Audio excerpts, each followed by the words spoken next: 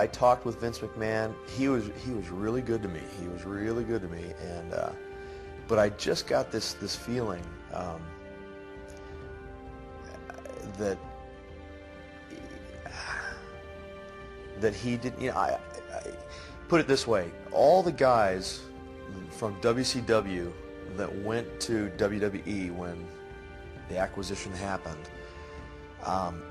By then, to me, there wasn't a real WCW, because WCW was, for so many years, it was Hall and Nash, it was Hogan, it was Savage, it was Sting, it was Luger, it was the Steiner Brothers, it was a certain package of guys that were gone.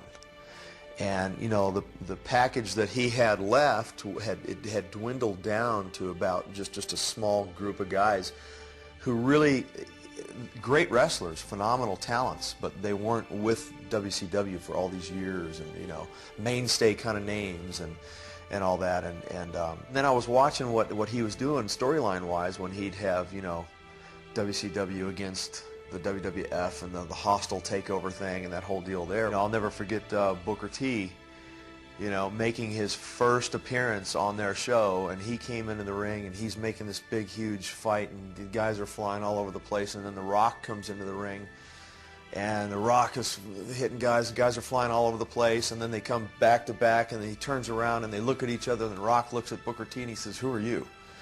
And that one little comment is all it took to just bury somebody, in my opinion, bury somebody like Booker T. And let's let the world know that you're a WCW guy and you're a peon here. It was going to require lots of work for Booker T to try to come back, and he did, because he's a talented guy. And after all the years that I'd put into wrestling up to that point, it just seemed like a gamble to me. I didn't trust how I would be used.